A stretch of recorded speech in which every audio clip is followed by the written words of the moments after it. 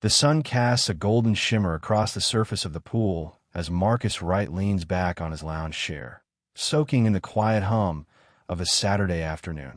His townhouse complex, a luxurious gated community in the heart of a predominantly white suburb, offers a rare moment of serenity.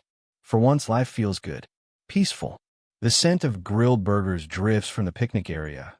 Kids' laughter bounces off the pool deck, and the rhythmic splash of water soothes him. Marcus, a 38-year-old software engineer, worked hard to afford this home, this life. He remembers the long nights, the promotions fought for, the microaggressions endured in corporate spaces where he was always one of the only ones. Now, after years of grinding, he owns one of the largest units in the community. The pool, the amenities, the security, it all comes with his homeowners association dues. But not everyone sees him as belonging. "Excuse me." A sharp voice cuts through the warm air. Marcus barely glances up from his Kindle before she blocks the sun. A middle-aged woman with platinum blonde hair and an expensive-looking sun hat towers over him, her arms crossed. "I don't believe I've seen you here before," she says, eyes scanning him like a barcode. Marcus sighs internally. "Here we go. Been living here for 4 years," he replies, cool and unbothered. She squints, unconvinced. "Oh, well, I'm Karen Thompson, head of the HOA pool committee. We like to keep an eye on who uses the facilities." Marcus suppresses a smirk. Of course her name is Karen. "That's great," he says, returning to his book. Karen doesn't move. Instead, she leans in, voice dripping with fake politeness. "Just to clarify, this pool is for residents only. Guests need to be accompanied." Marcus finally meets her gaze, holding it. "I'm a resident." A flicker of something crosses her face. Irritation, doubt, something uglier. She huffs. "Well, if you don't mind, I'll need to see some ID." That does it. Marcus closes his Kindle with an audible snap. "You're asking for my ID? In my own neighborhood?" Karen gives a practice smile, the kind that doesn't touch her eyes. "It's just standard procedure. We have rules, you see." He glances around. The pool deck is dotted with white families, sunbathing, chatting, not being asked for identification. Funny how the rules only seem to apply to him. A slow, creeping anger bubbles in his chest. He could argue, could make a scene, but why? He's been here before, knows how it plays out. So instead, he exhales, pulling out his wallet. "Fine." Karen snatches the ID like she's inspecting a fake $100 bill. Her lips press into a thin line.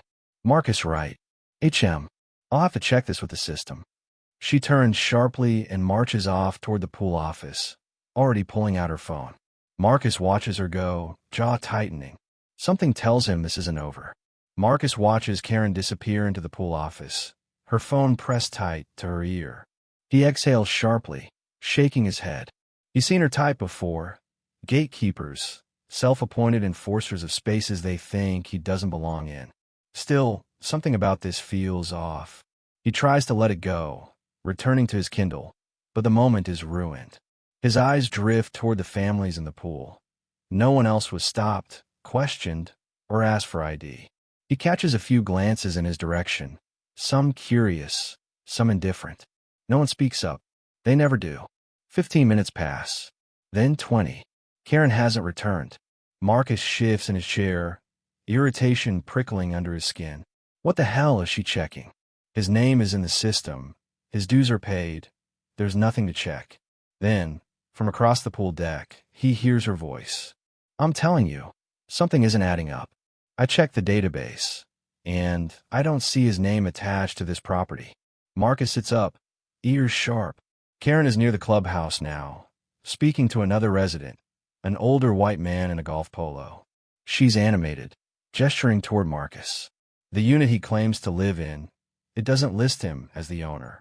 I think he's lying. His stomach tenses. What? A cold sense of unease creeps in. He is the owner. His name should be there. He's lived here for years, never missed a payment. The man nods along, looking concerned. Well, if he's not on the records, he shouldn't be here, right? Karen crosses her arms, satisfied. Exactly. And if he refuses to leave, I'll have no choice but to call the authorities. Marcus feels his pulse spike. He rises from his chair, striding toward her. Excuse me. Karen turns, feigning surprise, as if she hadn't been talking about him like he wasn't right there. Oh, I was just. What do you mean I'm not in the system? Marcus demands, voice level but firm. She blinks innocently. I checked our homeowner records, and your name isn't listed as the deed holder of any unit, which means you don't have official access to this pool. Marcus stares at her, a slow realization dawning. She didn't just assume he didn't belong. She went digging, actively searching for a reason to remove him. The unease twists into something darker. That's not possible, he says, jaw tight. Oh, my unit. I've been here for 4 years. Karen tilts her head, all mock concern. Oh, I don't know about that, Marcus. Maybe there's been a mix-up? Or maybe you misunderstood how property ownership works. A condescending smile. A knowing look. Marcus clenches his fists. The feeling in his gut is clear now. This isn't just some HOA misunderstanding. Karen isn't trying to check the rules. She's trying to erase him. Marcus takes a slow breath, steadying himself. He's been in situations like this before, where the burden of proof is always on him, where his word alone isn't enough. But this time, it's different. This is his home. I don't know where you got your information, he says, voice firm, but my name is on the deed. I get the HOA statements. I pay the fees. If there's a mistake in the system, that's your error, not mine. Karen just gives him that same tight-lipped smirk, like a teacher dealing with an unruly child. I'm simply following the rules. If your name isn't listed in our database, then I have no choice but to restrict access. Her voice is sweet, measured. She's not raising it. She doesn't have to, because people like her know how to play this game. Karen turns to the man she was talking to earlier, the one in the golf polo, who now stands beside her like backup. Bob, you're on the HOA board. You know how important it is that we keep things orderly. Bob nods, adjusting his sunglasses. Yeah, we can't just let anyone use the facilities. Marcus fights to keep his expression neutral. Anyone. He feels the weight of it, the coded meaning behind the words. Karen sighs dramatically. Look, Marcus, I'd love to clear this up, but the records don't lie. Maybe you're renting. Maybe you're staying with a friend. Either way, homeowners only. That's funny, Marcus says, pulling out his phone. Because I have the deed right here. He opens his email and scrolls quickly, pulling up the official documents from when he closed on the house. Within seconds, he's staring at the scanned deed with his name, Marcus Wright, printed in bold letters. He holds it up. This says otherwise. Karen leans in, squinting, but doesn't take the phone. Instead, she steps back and shakes her head. That's strange. Bob frowns. You sure that's real? Marcus exhales sharply, barely believing what he's hearing. Are you serious right now? Karen clasps her hands together, looking at him like a disappointed mother. I'm not calling you a liar, Marcus. I'm just saying, I've personally reviewed our official HOA homeowner list, and your name isn't there. Maybe you think you own it, but there could be, oh, I don't know, paperwork issues? A misunderstanding. Marcus laughs dryly. A misunderstanding? Lady, I get monthly statements from the HOA with my name on them. Karen shrugs. Well, we'll have to check with the property management company. Marcus narrows his eyes. Do you check with the property management company every time a white resident shows up? Bob bristles. Now, hold on. No one's making this about. Marcus takes a step forward. Because I see a dozen people in this pool, and not one of them had to pull out their deed. Karen places a hand on her chest, feigning offense. Oh, Marcus, don't be ridiculous. This has nothing to do with race. Marcus scoffs. Yeah? Then why are you only questioning me? A few heads turn now. People lounging by the pool glance up, sensing the tension. Some look away quickly, pretending not to notice. Others watch, murmuring to themselves. Karen, feeling the shift, lifts her chin. Well, since you're being so aggressive about it, I think it's best if you leave the premises until we sort this out. Marcus feels the heat rise in his chest. You can't kick me out of my own neighborhood. Karen tilts her head. I can if I believe you're trespassing. And then, Before he can stop her, she pulls out her phone. Marcus freezes, his pulse hammering. She's calling 911. He knows exactly how this will play out. The second the cops arrive, it won't matter that he has proof. It won't matter that he's lived here for years. He's seen the headlines. Karen meets his gaze, smiling ever so slightly as the call connects. Marcus grips his phone, his mind racing. He needs backup. Now, without hesitation, he hits dial on his own phone, calling the one person who can shut this all down. His real estate lawyer. Marcus keeps his voice steady as his lawyer, Angela Carter, picks up. Marcus? What's going on? I need you on speaker. Now. He turns the phone around, making sure Karen and Bob see the call is active. Karen, still clutching her own phone, smirks. Calling a friend to vouch for you? That won't change anything. Marcus ignores her. Angela, can you confirm something for me? Angela's voice is crisp, authoritative. Of course. Marcus doesn't break eye contact with Karen. Do I, or do I not, own my townhouse at 1427, West Maple Drive? There's a brief pause as Angela pulls up records. Then, Marcus, you are the sole legal owner of that property. Your name is on the deed, recorded with the county. You've paid every HOA fee on time. There is no dispute about your ownership. Karen's smirk falters, but only for a second. She waves a hand dismissively. Well, that's interesting. But our HOA records don't show him as an owner, so I'll need to verify that with the board. Angela cuts in, her voice cool and sharp. Karen, was it? You do not have the authority to override county property records. If you're claiming Marcus isn't the rightful owner, you're accusing him of fraud, which is a very serious allegation. Karen's lips press into a thin line. I'm not accusing anyone of anything. I'm simply following protocol. Angela doesn't let her finish. Protocol that only seems to apply to Marcus? Because I guarantee if you called the police on a legal homeowner for simply existing in his own neighborhood, that would be a lawsuit waiting to happen. Bob steps forward, clearing his throat. Now, there's no need for threats. Angela laughs dryly. No threats. Just facts.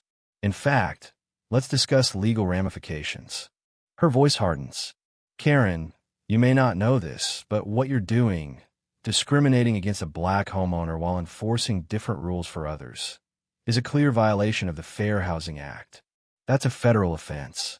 A flicker of something, panic, flashes in Karen's eyes, but she quickly buries it. I'm just doing my job. No, Karen, Angela interrupts. You're targeting a resident based on race, fabricating restrictions, and abusing your position in the HOA. If Marcus pursues legal action, you could be personally sued for discrimination. And trust me, cases like these don't end well for people in your position. Silence. The crowd around the pool is fully watching now. Some whisper. Others just stare, eyes bouncing between Karen and Marcus. Karen swallows, gripping her phone. Well, I didn't mean any harm. Maybe there was a clerical error. Angela's voice is like a scalpel. Then you should have checked before threatening to call the police. But you didn't, because you assumed Marcus didn't belong. Bob shifts uncomfortably. Okay, let's all just calm down. Marcus finally speaks. His voice is even. Steady. No, Bob. You calm down. Because I'm done playing along. He looks back at Karen. You want a proof? You got it. You wanted to call the cops? Go ahead. Let them come. Because when they see my deed, they're going to have questions for you. Karen is unraveling. Her confident posture wilts under the weight of a dozen watching eyes. Marcus steps closer, lowering his voice just enough for only her to hear. You thought you had power, he says, his tone laced with quiet intensity. You thought a phone call will be enough to make me leave. But here's the thing. You don't control this space. And the only person who's leaving today is you. Karen's breath catches. For the first time, she looks small. Then, as if realizing the moment is slipping away from her, she straightens her spine and lets out a sharp breath. Fine. Maybe there was a misunderstanding. She forces a tight, artificial smile. No hard feelings, right? Marcus tilts his head. Oh, there are plenty of hard feelings. Karen's face twitches. She exhales sharply and turns away. Come on, Bob. Bob lingers for a second, as if debating whether to say something, then just follows her. As they walk off, Marcus exhales, the tension still coiled in his chest. The pool area is quiet. No one knows quite what to say. Then a voice. "Hey man, that was some bullshit." Marcus turns. A younger white guy, maybe mid-30s, shakes his head. "She's been on some power trip for months now. But that was next level." Another voice chimes in. "She never asked me for my ID. Ever." Murmurs ripple through the crowd. For the first time, it seems like people are actually seeing it. Marcus meets their eyes. "Yeah, welcome to my world." Then, he turns back to his chair, sitting down like he never left. Karen may have walked away, but something tells him, this isn't over yet. Karen storms off, Bob trailing behind her, but Marcus knows she's not done. Bullies like her never just walk away. He leans back in his chair, still feeling the tension thrumming through his body. The pool deck is quieter now, but the energy has shifted. People saw what happened. They heard it. And now, they're whispering. Some are uncomfortable. Others look like they want to say something, but aren't sure how. Then, his phone buzzes. Angela again. "Marcus," she says, her voice sharp. "I did some digging." Marcus sits up. "What kind of digging?" Angela pauses, then speaks with careful deliberation. "Karen isn't just a random HOA busybody. She's the acting HOA president." Marcus exhales sharply. "That explains a lot." "She's on a power trip," Angela continues. "But here's the kicker. She's been using HOA funds improperly." Marcus blinks. "What?" Angela lowers her voice. "I cross-checked some records. The HOA fees that you and every other resident pay, a chunk of it has been going into a private slush fund. Over $10,000 is unaccounted for in the last 6 months." Marcus's mind races. That's why Karen is so obsessed with control.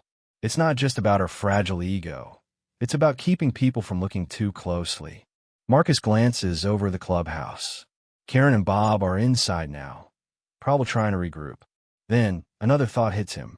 "Angela, you said HOA records didn't have my name, right?" "Correct." "What are the chances," he says slowly, "that Karen removed my name from the system on purpose?" Angela whistles low. "If that's true, it's fraud." Marcus's jaw tightens. He needs proof, and he knows exactly where to get it. The setup.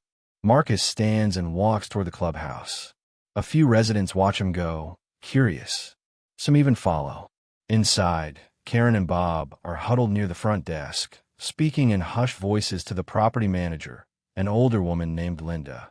Karen sees Marcus approaching and immediately stiffens. "What do you want now?" Marcus smiles. "Just here to clear up a misunderstanding." Linda looks up. "Marcus, I'm so sorry about the confusion. Karen told me there was an issue with the records." Marcus nods. "That's actually why I'm here. I'd love to take a look at those records myself." Karen's face tightens. "That's not how this works." Linda hesitates. "Well, we do have a digital log of all homeowner updates." Marcus gestures. "Perfect. Let's pull it up." Karen steps in front of the computer. "There's no need for that." Marcus tilts his head. "Why not?" "Afraid we'll find something." Bob clears his throat. "Marcus, you're making a scene." Marcus glances over his shoulder. A lot of people are standing behind him now, watching. "Good." Linda, sensing the pressure, moves toward the computer. "I mean, it wouldn't hurt to check." Karen's face is pure panic. "Linda, you can't." Too late. Linda clicks through the system, scanning recent changes. Her brow furrows. "That's odd." "What?" Marcus asks, but he already knows. Linda turns, confused. "Your name was in the system, but it was manually removed last week." Gasps ripple through the onlookers. Karen's face goes pale. Bob takes a step back. Karen's mouth opens, then closes. Then, pure desperation. This is obviously some glitch. Systems make mistakes all the time. Anyone could have accessed the records. Marcus crosses his arms. "Except it wasn't anyone. It was you." Silence. Then, Angela's voice, cutting through the tension. "That's not all she's been up to." The final blow. Everyone turns. Angela stands at the entrance, phone in hand, screen glowing. "I had a friend pull some financials." "You want to tell everyone where the HOA money is, Karen?" Karen's breath catches. I don't know what you're talking about. Angela raises a brow. Really? Because this report says HOA funds were transferred to a private account under your name. More gasps. Linda recoils. Karen, is this true? Karen shakes her head wildly. No, this is a smear campaign. This is his fault. She points at Marcus, her voice shrill. He's just trying to make me look bad because I caught him trespassing. Linda steps back. Karen, stop. Karen whirls to Bob. Say something. Help me.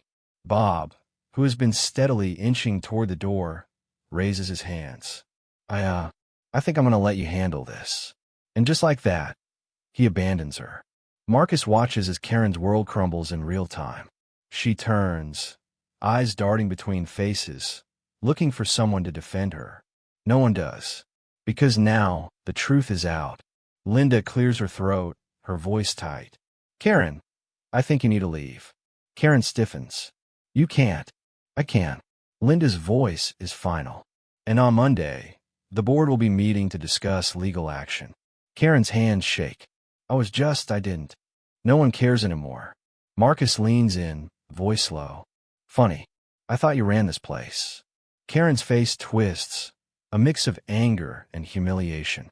Then, with nothing left to say, she storms out. The door slams behind her. And just like that, her reign is over. The fallout is immediate.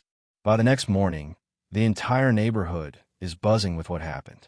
The HOA board holds an emergency meeting, and Karen is officially removed from her position. But that's just the beginning. Linda, the property manager, has already filed a fraud complaint, and HOA members are demanding a full audit of the community's finances. Residents who once ignored Karen's power trips are suddenly talking about other times she harassed people, the unexplained fines she issued, the way she treated black and brown homeowners differently. Marcus isn't surprised. The truth was always there. People just didn't want to see it. But now they can't look away. Public exposure and consequences. Later that afternoon, Marcus is scrolling through his phone when he sees it. His confrontation with Karen has gone viral. Someone filmed the entire exchange at the pool. The video, titled "Racist HOA President Calls Cops on Black Homeowner, Instantly Regrets It," is everywhere. Thousands of comments flood in. Fire. She really thought she could fake her way through that power trip and got absolutely humbled. Fire asterisk. The way her whole world collapsed in real time. Chef's kiss. Fire. Not her stealing from the HOA while harassing actual homeowners. Lock her up. Marcus chuckles. Karma works fast. And then, another headline pops up. Local HOA president under investigation for fraud and discrimination. Marcus blinks. Damn. Turns out, once the story went viral, a few investigative journalists took notice. Digging deeper, they uncovered more financial discrepancies and some very suspicious HOA violations disproportionately targeting black homeowners. By the end of the week, Karen isn't just disgraced, she's under formal investigation. And then, the final blow. A news crew shows up at her house. Cameras rolling. Microphone shoved in her face. Karen, do you have any comments about the allegations against you? Karen, looking exhausted, tries to hide her face. No comment. Residents say you racially discriminated against homeowners while embezzling HOA funds.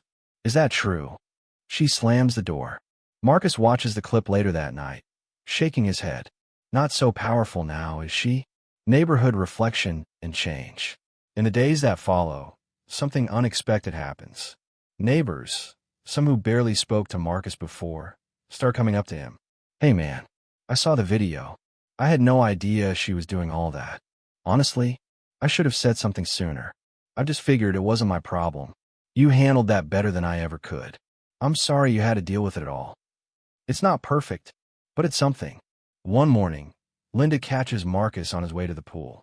The board is revising policies to prevent another Karen situation, she says. No more shady rule enforcement, and definitely more oversight on HOA funds. Marcus nods. Good. For the first time in a while, he feels something like relief. Closing moment. Peace and satisfaction. That evening, Marcus sits by the pool, watching the sunset paint the sky in shades of gold and crimson. No drama. No harassment. Just peace. Angela calls. How's it feel being the internet's new favorite HOA slayer? Marcus laughs. I didn't plan to go viral. No one plans to. But you did what needed to be done. A pause. You good? Marcus looks around. The water shimmers under the fading sunlight. A few neighbors wave as they walk by. For the first time in weeks, he feels good.